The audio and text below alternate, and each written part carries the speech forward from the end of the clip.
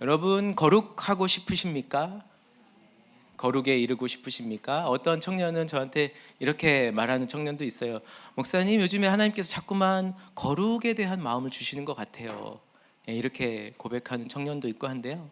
거룩은 비밀입니다. 왜 비밀이라고 하냐면 거룩은 우리의 힘으로는 도달할 수가 없고 우리의 힘으로는 거룩하게 될 수가 없거든요. 잘 아시는 것처럼 거룩이라고 하는 단어는 구별되다, 구분되다라고 하는 뜻을 가지고 있습니다. 그러니까 거룩이라고 하는 것은 하나님 그 본체의 고유의 영역, 하나님께서 우리와 구분되어지신, 하나님께서 구별되신 하나님만이 거룩하신 분, 우리가 이렇게 할 수 있기 때문에 우리는 이제 헷갈리는 겁니다. 너희는 거룩하라 라고 말씀하셨는데 도저히 우리가 이룰 수 없는 어떤 그런 미스테리한 신비의 영역과도 같은 그것이 바로 거룩이라고 할 수 있겠습니다. 그래서 거룩은 비밀입니다.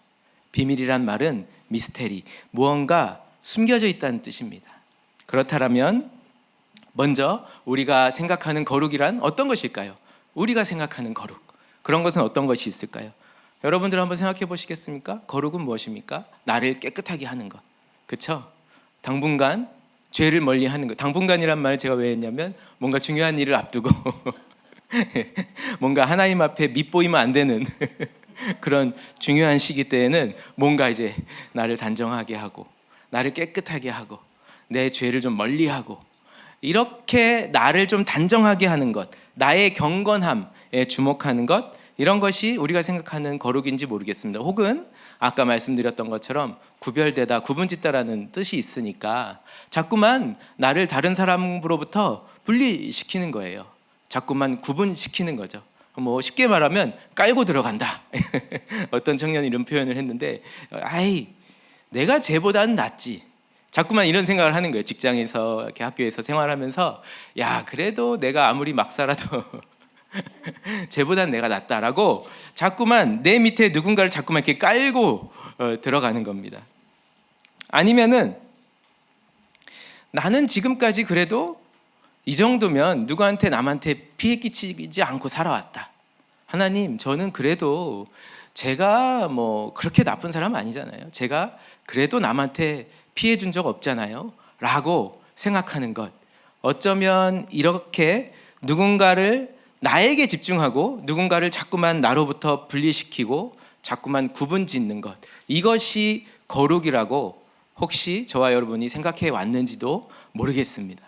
그렇다면 하나님께서는 거룩이란 어떤 것인지, 하나님께서 생각하시는, 하나님께서 말씀하시는 거룩이란 무엇인지 한번 살펴봤으면 좋겠습니다. 오늘 본문 레위기 19장은요 어떻게 되어 있냐면요, 레위기 19장 첫 번째 1절 2절에 보면 이 말씀이 나옵니다. 너희는 거룩하라.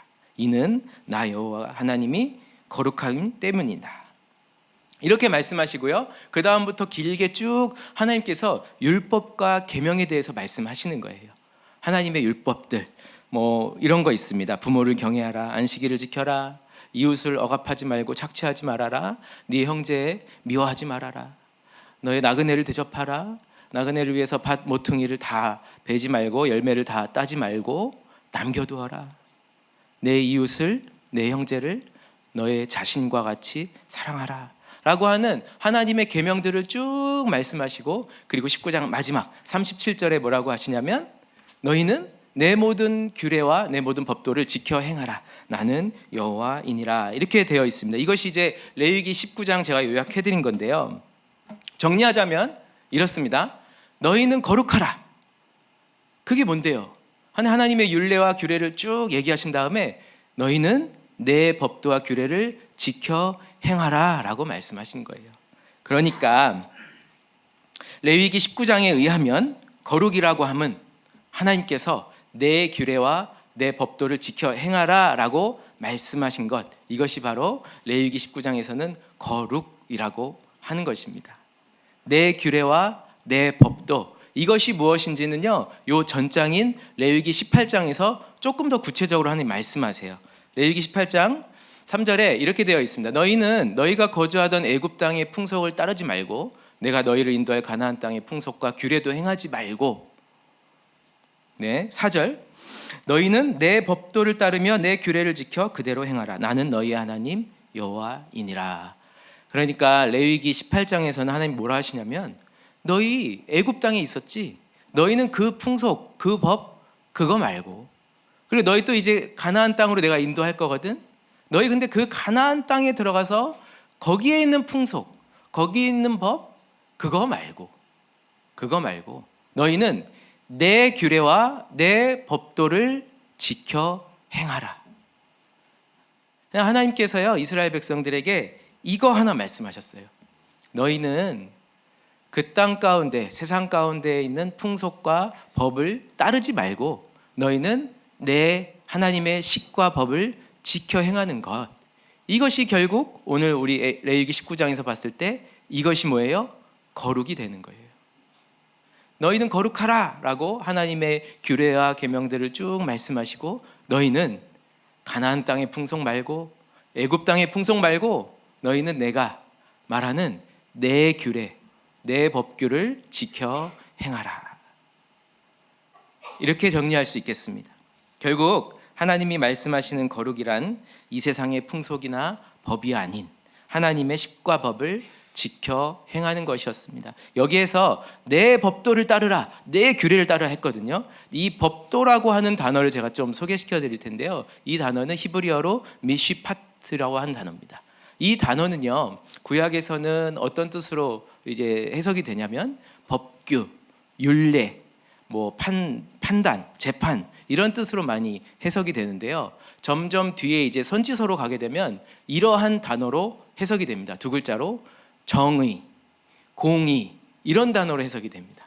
이 미시파트라고 한 단어가 정의라고 하는 단어로 많이 쓰여요. 선지서에서 특히 많이 쓰이는데, 특별히 대표적인 것이 아모스 5장에 나옵니다. 아모스 5장에 보면요, 너희는 정의를 물같이, 공의를 마르지 않는 강같이 흐르게 할지어다 라는 구절이 있습니다. 여기에서 쓰인 단어가 바로 이 미시팟이라고 하는 너희는 내 법규를 지켜, 내 규례를 지켜 할 때 이 법규라고 하는 단어가, 똑같은 단어가 쓰였습니다. 그러니까 내 법규, 내 규례를 지키는 것은 하나님의 정의, 하나님의 공의라고 할 수 있겠죠. 요즘 세상에서 중요하게 여겨지는 이슈가 있습니다. 정의란 무엇인가? 요즘이 아니죠. 사실은 좀 됐죠. 근데 요즘 특별히 조금 더 젊은 세대를 중심으로 해서 이러한 것들이 좀 이슈가 되는 것 같아요. 정의란 무엇인가? 과정, 공정한 절차, 공정한 과정을 걸쳤는가?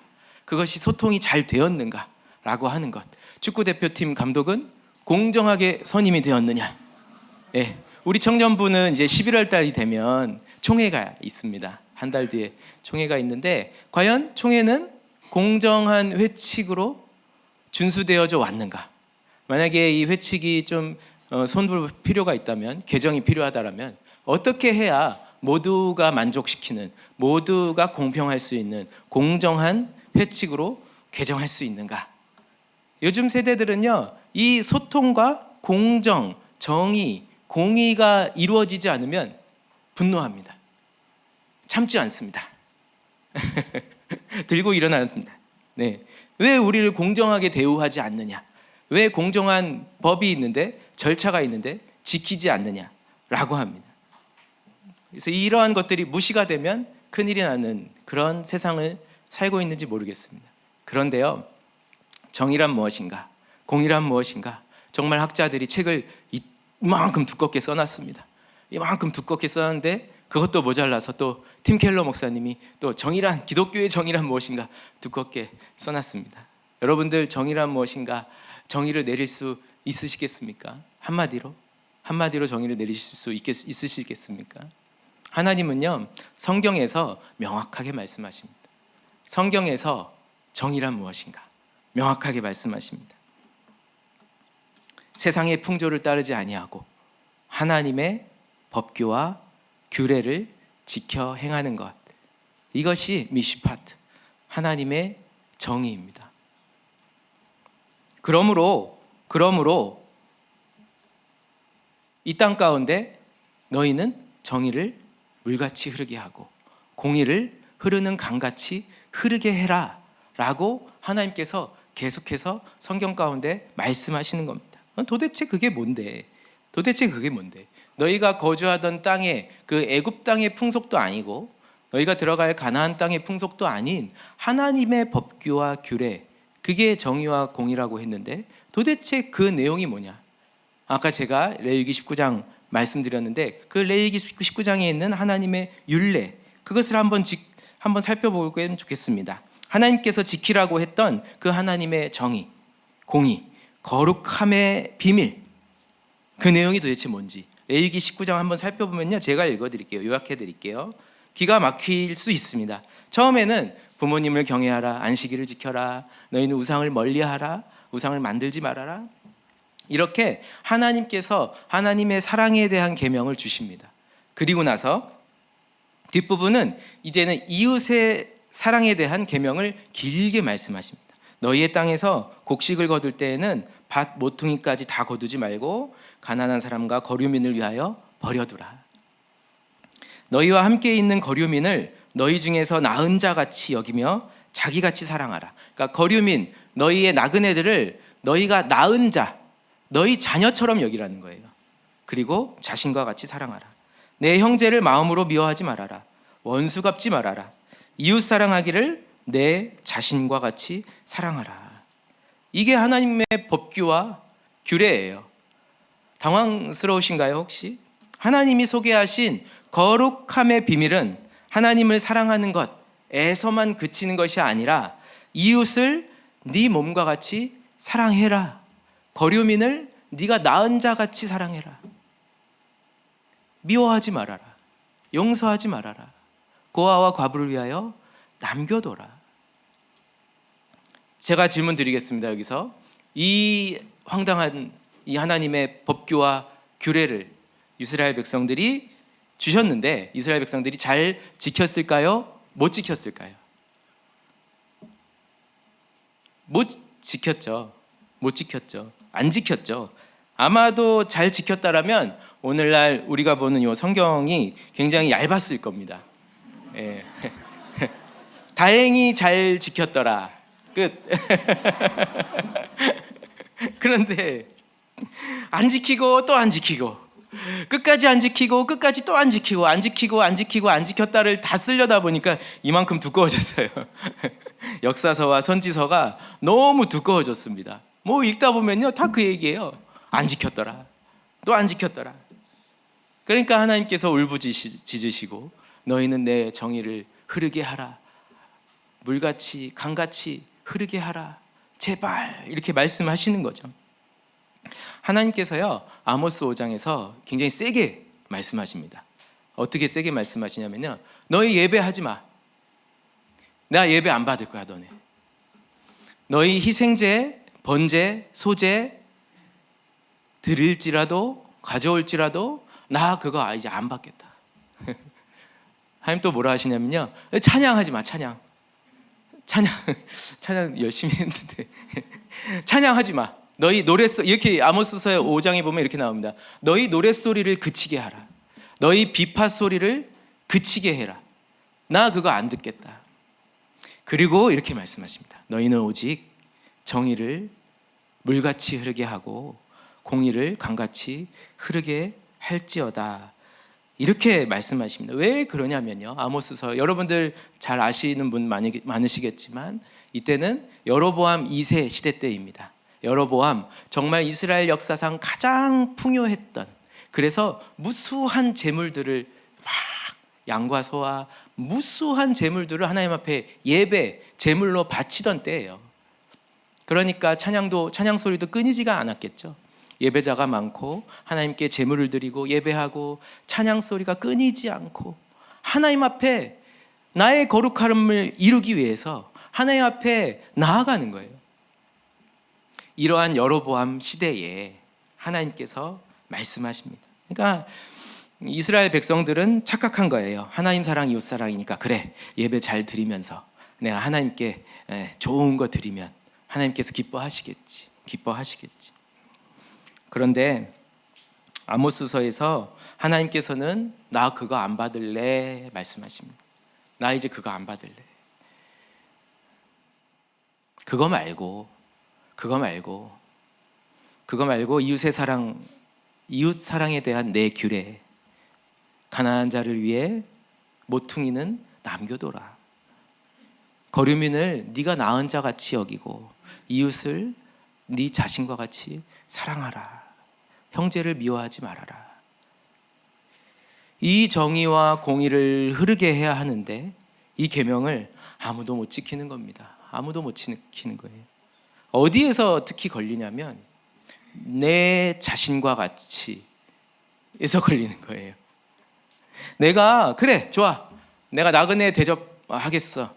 고아와 과부 다 섬길 수 있겠어. 오늘날로 따지면 뭐 그런 거죠. 오늘날로 따지면 내가 교회에서 봉사도 좀 해야지. 나만 살 수는 없잖아.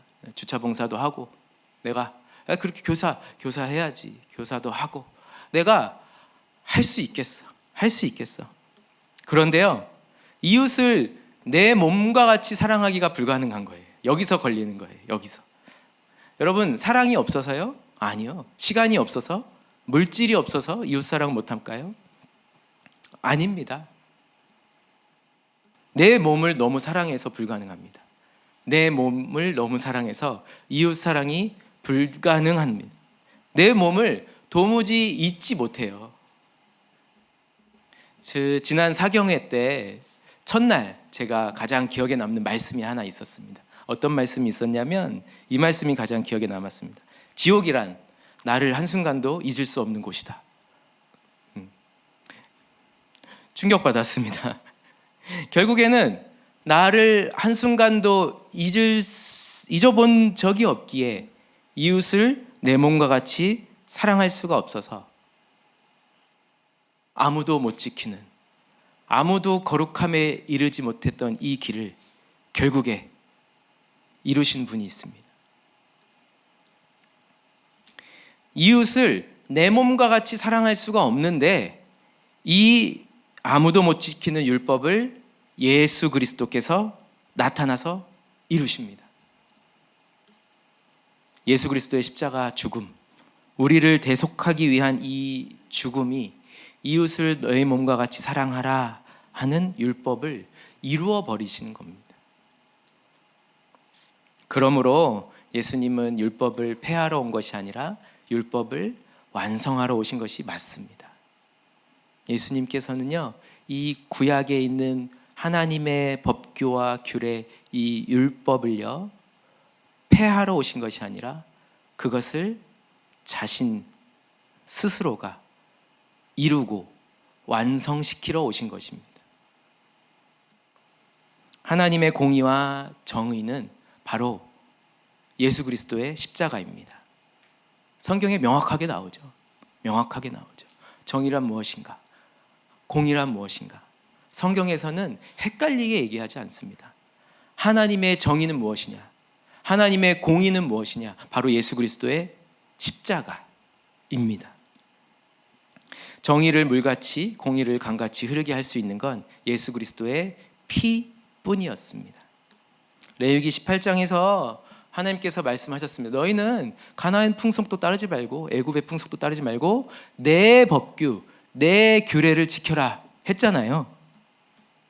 이 하나님의 규례와 법도가 다름 아닌 하나님께서 미리 준비하시고 미리 아신 예수 그리스도, 그 십자가라는 거예요. 놀랍습니다, 여러분.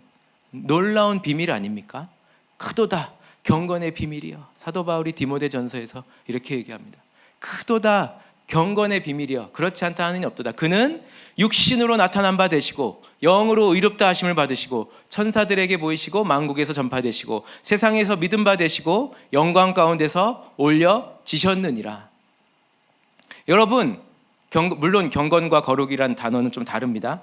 거룩의 비밀은 그가 육신으로 나타나시고 나무에 달리시고 의롭다 하심을 받으신 것, 그 십자가 죽음으로 인해 의롭다 하심을 받으신 것, 이것이 경건의 비밀, 거룩의 비밀이었습니다. 거룩은 비밀입니다. 여러분, 내 스스로 내가 깨끗하게 하면 될 거라 생각했는데 거룩은 나에 대한 것이 아니라 이웃에 대한, 이웃을 향한 사랑에 있었습니다. 요즘 우리 세대들은요, 나 혼자 산다 시대예요. 요즘 우리 세대들은요, 나의 정체성이 어디에 있냐면 내가 꼭 걸어 잠근, 꾹 닫은 나의 방문 문고리에 있습니다.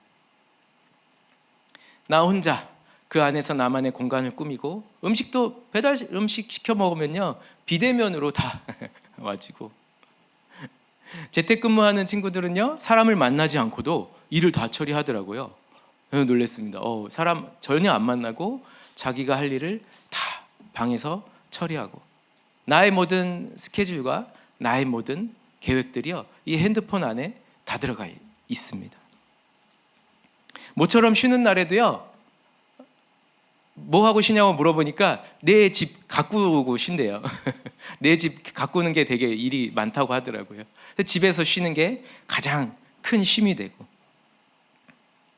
이처럼 자기가 자신의 공간, 자기성을 확보하는 것을요, 좀 어려운 말로 철학자 레비나스는 이런 말을 썼습니다. 향유라고 하는 단어를 썼습니다.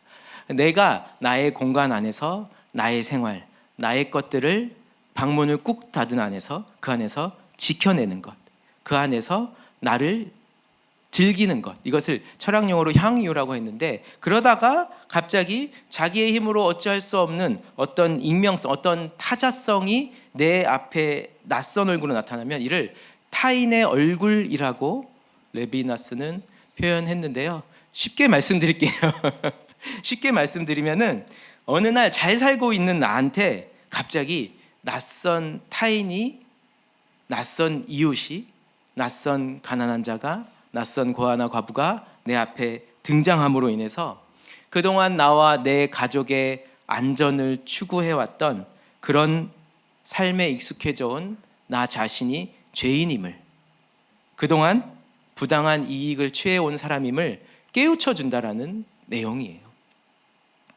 나는 나 혼자 잘 살고 있었는데 낯선 타자가 내 앞에 등장함으로 인해서 이 타자성으로 해서 나의 주체성이 방해받는다, 나의 주체성이 지적당한다 라고 하는 철학입니다.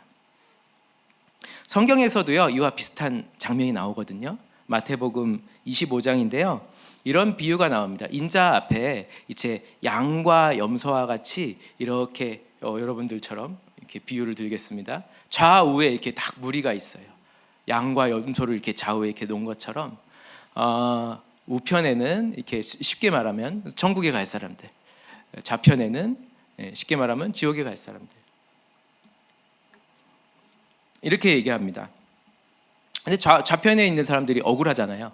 억울하니까 이렇게 하면, 저는 지금까지 제 방문 꼭 걸어 잠그고 남한테 피해 안 끼치고 잘 살아왔습니다. 뭐가 문제입니까? 뭐가 문제입니까? 이렇게 얘기하니까, 네가 나한테 배고플 때 먹을 것을 주지 않았다, 내가 헐벗었을 때 옷을 주지 않았다. 제가 언제 그랬어요? 예수님 만난 적도 없잖아요. 제가 예수님 만났으면 당연히 소고기 사다 줬을 텐데 언제 만났다고 그러십니까? 그때 예수님의 답변입니다. 이 지극히 작은 자 하나에게 하지 않은 것이 곧 내게 하지 않은 것이니라. 예수님은요, 이 마태복음 25장에서 지극히 작은 이 소자, 옛날 성경에는 소자라고 했는데 요즘에는 그냥 지극히 작은 자라고 되어 있더라고요. 이 지극히 작은 소자의 낯선 얼굴로 예수님께서 나타나신 겁니다. 그러므로 거룩이라고 하는 것은 내 속에, 이 속에 타인의 자리라고 하는 빈 공간을 내는 것입니다. 빈 공간. 자꾸 타인을 밀어내고 분리하고, 너랑 나랑, 넌 나랑 다르지, 자꾸만 나랑 다르다고 하고 구분 짓고 나의 깨끗함을 강조하고, 바리새인과 세리의 기도처럼 누가복음 18장에 보면은 그렇게 나오잖아요. 바리새인은요, 어떻게 기도를 하냐면요, 서서 따로 서서 기도하여, 이렇게 나와요. 처음부터 선 긋는 거예요. 바리새인은 기도할 때 서서 따로 기도합니다. 나는 저 천한 것들하고 같이 기도할 수 없어. 대표 기도할 때 조심하시는. 바리새인들은 서서 따로 구별하여서 이렇게 기도합니다. 뭐라 기도하는지 아세요? 바리새인은 하나님 감사합니다. 나는 저들과 같지 않음으로 인해서 감사합니다. 저 죄인들 있잖아요. 저 불의하고 토색하고 간음하고 아유 저 집사 저 권사 저 나는 저들하고 같지 않아서 감사합니다. 이렇게 기도하는 거예요. 그리고 나는 이 세리와도 같지 않아서 감사합니다 주님. 바리새인이 이렇게 기도하는 거예요. 그러니까 우리는 타인의 존재를 자꾸만 밀어내고 구분짓고 깔고 들어가는 것이 아니라 그 타인의 존재를 나의 안에 빈 공간을 내고 내 빈 공간 안에 받아들일 때 그때야 비로소 나의 주체의 해방이 이루어진다라고 보는 겁니다. 근데 이 빈 공간을 내기 위해서는 내 주체가 먼저 무너져야 합니다. 그런데 고맙게도 이를 이루어 주시는 분이 있습니다. 내 스스로 허물 수 없고 아까 그랬잖아요. 평생 나를 잊을 수 없는 곳이라고 그랬잖아요. 평생 나를 잊을 수 없는데 이 잊을 수 없는 나를 이 주체를 허물어 주시고 그곳에 빈 공간을 내어주시는 고마운 분이 있습니다. 내 안에 계신 예수 그리스도가 내 주체를 십자가에 함께 못 박으시고 이렇게 말씀하시는 거예요. 내가 줄일 때에 네가 먹을 것을 줬고 내가 헐벗었을 때에 옷을 입혔고 내가 병들었을 때 돌보았다. 이렇게 말씀하시는 거예요. 그러니까 답은 뭐예요? 주여 제가 언제 그랬습니까? 이 비유의 특징은 있습니다. 특징은 자기가 한 줄 몰라요. 자기가 그랬다는 걸 전혀 몰라요. 눈치를 못 챕니다. 제가 그런 적이 없습니다. 주님. 내가 십자가에 못 박힘으로 너도 함께 죽었단다. 너의 죽음으로 내가 그 공간에 들어가 너와 함께 더불어 먹을 수 있다. 거룩은요, 예수님께서 인류를 위해서 십자가에 죽으셨듯이 나의 주체 역시 타인의 얼굴로 오신 그 작은 소자 예수를 위해서 기꺼이 버려지는 것입니다. 그러므로 저도 한번 세게 얘기해 보겠습니다. 내가 거룩하니 너희도 거룩하라 라고 하는 말씀하셨잖아요. 이 말은요, 내가 죽었으니 너희도 죽으라 이 얘기예요. 내가 죽었으니 너희도 죽으라.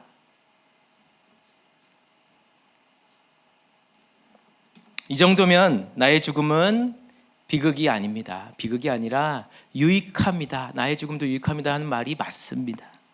나의 죽음은 거룩으로 가는 길입니다. 이것 외에는 거룩할 수 없어요, 여러분들. 제가 말씀드렸잖아요, 초반에. 거룩은 비밀이다. 왜? 우리가 이룰 수 없기 때문에. 나는 도무지 거룩을 이룰 수 없어요. 하지만 거룩으로 가는 길을 우리에게 보이셨기 때문에 우리가 거룩으로 가는 길 하나를 찾았습니다. 드디어 하나를 찾았습니다. 예수께서 내 안에 계시지 않으면 우리는 거룩하다, 의롭다 하심을 받을 수가 없습니다. 말씀을 정리하려고 하는데요, 예수님께서 완성하신 거룩이고 우리가 죽었다라고 하면 그럼 우리의 할 일은 무엇입니까? 우리의 할 일은 무엇입니까? 우리의 할 일은 예수께서 따라가신 그 길을 따라가고 그 길에 함께 참여하고 그분의 아름다우심, 그분의 그 행하신 것들을 바라보는 것, 그것이 우리의 할 일입니다. 우리의 할 일은 너무나 쉽습니다. 날마다 내가 죽었음을 확인하는 거예요. 내가 죽었다는 것. 그것이 내 안에 예수 계심을 확인하는 거예요. 아시겠죠, 여러분들? 내 안에 빈 공간이 있어야 타인, 낯선 소자의 모습으로 예수님께서 들어오신다 그랬잖아요. 날마다 내가 죽었음을 확인하는 것, 그것이 내 안에 예수 그리스도께서 계심을 확인하는 것이잖아요. 제가 청년들과 예수님의 사람 훈련을 하다 보면요, 요즘 청년들의 큰 공통적인 두 가지 고민이 있습니다. 첫 번째는요, 나의 불확실한 미래 문제입니다. 두 번째는요, 죄 문제입니다. 죄의 문제. 남녀 할 것 없이, 너나 할 것 없이. 요 두 가지 문제가 제가 우리 청년들에게 느끼는 가장 공통적인 두 가지 문제입니다. 그러니까 문제라는 게 어떤 거냐면 내가 넘을 수 없다는 거예요. 내가 해결할 수가 없으니까 문제라고 하는 거예요. 내가 해결할 수 있으면 벌써 해결하고 저한테 나왔겠죠. 그런데 도무지 이게 해결이 안 되고 아무리 리더를 하고 예수님의 사람을 하고 푸른 나눔을 해도 도무지 해결이 안 되는 두 가지 문제가 있습니다. 이 두 가지 문제에 필요한 답은 무엇이냐? 답만 드릴 수 있습니다. 저는 답은 두 글자로 확신입니다. 확신. 내 안에 예수 그리스도가 있다는 확신. 이 확신만 있다면 보세요, 여러분들. 내 안에 예수 그리스도가 함께 계시다. 여러분들 이 확신만 있으면 미래에 대한 불확실 이거 해결할 수 있습니다. 내 안에 예수 그리스도가 계시다라고 하는 확신만 있으면 죄의 문제 이거 해결할 수 있습니다. 해결 가능합니다. 여전히 용서하지 못하는 사람, 미움으로 괴로워하는 사람 있잖아요. 미워, 용서하라라고 설교 때마다 듣고 금요기도회 때마다 기도해도 안 되는 거예요. 내 안에 예수 그리스도가 내 안에 빈 공간을 만들고 나와 함께 한다는 확신만 있으면 이것 가능합니다. 해결할 수 있습니다, 여러분. 여전히 내가 죄 가운데 있지만 내 속에 주께서 찾아오심으로 난 오늘도 십자가에 죽는구나. 나는 이것을 못 씻어내지만 예수께서 그분의 희생과 그분의 사랑으로 내 속에 그분의 거룩을 이루시는구나. 날마다 그것 바라보며 동참하고 예수님께서 걸어가신 길을 동참하고 함께 기뻐하고 바라보며 그분의 아름다우심을 노래하고 찬양하는 삶. 베드로야, 네가 이제는 나를 사랑하게 되었느냐? 물어봅니다. 예, 주님을 사랑하는 줄 주께서 하십니다. 내 양을 먹이라, 내 양을 치라. 이 말씀은 이와 같습니다. 네가 죽었음을 이제 알았느냐? 내 사랑이 네 안에 들어간 것 이제 알았느냐? 네, 이제 네 몸과 같이 이웃을 사랑하라. 예수님께서 베드로에게 이 작업을 하신 거예요. 내 몸과 같이 이웃을 사랑하는 것. 내 몸이 어떤 몸이에요? 내 몸과 같이 이웃을 사랑하라고 했는데 아까 말씀드렸잖아요. 내 몸은 어떤 몸이에요? 예수의 사랑이 안에 내 빈 공간에 계시는 몸. 내가 죽었고 내가 사는 것이 아니라 이제 예수 그리스도의 은혜로 인해 걸어다니는 이 몸. 이 몸과 같이 이웃을 사랑하라는 겁니다. 이 죽은 내 몸을 이웃에게도 널리 알리는 거예요. 이순신 장군은 내 죽음을 알리지 말라라고 했지만 저는 오늘 여러분들에게 이렇게 말씀드리고 싶습니다. 내 죽음을 널리 알리라. 내가 죽었음을 이웃에게 널리 알리라는 거예요. 내가 예수와 십자가에 함께 못 박힘을 마음껏 나타내라. 그것이 이웃 사랑입니다, 여러분들. 복음을 전하는 것, 전도에 미련한 것, 경건의 비밀, 이것은 나의 죽음을 나타낸 바로 그 자리가 복음의 자리입니다. 그 자리가 전도이고 그 자리가 이웃 사랑의 자리입니다. 여러분 옆 사람 옆구리 찔러보세요. 이렇게 죽었나 안 죽었나? 죽었나? 옆 사람은 이렇게 대답해 보세요. 난 죽었어. 난 날마다 십자가에 죽었대. 이웃 사랑은요, 내가 죽지 아니하면 이룰 수가 없는 계명입니다. 내 안에 예수 그리스도가 계시지 않으면 이룰 수가 없습니다. 여전히 나의 깨끗함을 이루기 위해서 봉사를 하고 헌신을 한다면 그건 나를 사랑하는 거죠. 다시 말씀드릴까요, 여러분들? 나를 깨끗하게 하기 위해서 봉사하고 희생하고 헌신한다면 그건 뭐예요? 이웃 사랑이 아니라 나를 사랑하는 거예요. 지금 이 시간에도요, 가평에서 너나들이 가을 여행을 하고 있습니다. 많은 청년들이 함께 갔는데요. 청년들이 막 사진도 보내주고 막 여기 너무 좋아요, 호텔 같아요, 막 이렇게 즐거워요, 막 이렇게 사진 보내주고 하는데요. 만약에 가서 내가 너를 위해서 봉사하겠다 라고 이런 마인드로 가면요, 그들과 함께 자꾸만 선을 긋는 거예요. 나는 너와 다르다라는 걸 보여주는 거죠. 그게 아니라 그들과 함께 시간을 보내면서 내 안에 예수가 함께 있다라고 하는 것 알려주는 것. 그러므로 내 안에 계시고 내 안에 예수가 계시고 너의 안에 예수가 계시다라면 우리는 형제이고 너와 나는 하나이다. 너와 나는 다르지 않다. 똑같다. 이거 보여주는 겁니다. 그래서 너나들이인가? 너와 나는 하나이다. 너와 나는 다르지 않다. 똑같이 연약하고 똑같이 예수 그리스도로 인해 살아가는 것을 볼 때 그 자리는 바로 이웃사랑이 이루어지는 곳입니다. 여러분 기억하시기 바랍니다. 이웃사랑은 내가 봉사하는 자리가 아닙니다. 내가 헌신하는 자리가 아닙니다. 너와 내가 같다. 너와 내가 똑같이 예수 그리스도의 은혜로 살아가는 자들이다. 하나님께서 나를 그렇게 만나 주셨듯이 너에게도 그 하나님의 사랑이, 그 이웃에 대한 사랑이 들어가길 축복한다 라고 말하는 그 자리에 예수님의 이웃사랑, 정의, 예수님께서 그 자리에 함께 계시는 겁니다. 여러분들 이 중에 아까도 말씀드렸지만 용서하기 싫으신 분 있나요? 용서하기 싫은 사람 있으신 분도 있고 없으신 분도 있나요? 다 있죠. 한 명쯤은 다 있죠. 한 명쯤은 용서하기 싫은 사람. 내 힘으로 절대 할 수 없는 용서. 어찌 보면 당연하죠. 어찌 보면 이 말이 당연합니다. 용서는 내 힘으로 절대 할 수 없거든요. 그러니까 당연한 거예요. 내 힘으로 절대 할 수 없는 용서. 당연하지. 내 힘으로는 할 수 없으니까. 내 안에 계신 예수님께서 이루어 주시도록 나는 그 위에, 예수님의 십자가 위에 포개어져 있기만 하면 되는 겁니다. 용서하고 말고 내가 먼저 예수님의 은혜로 십자가에 죽었음을 이웃에게 마음껏 알리는 것. 이것이 이웃사랑이고 하나님의 미시파트, 하나님의 정의, 공의이고 하나님이 너희는 내 법규, 내 율례, 내 규례를 지켜라 라고 하신 그 하나님의 법규, 내 규례이고 이것이 바로 거룩의 비밀입니다. 함께 기도하실까요?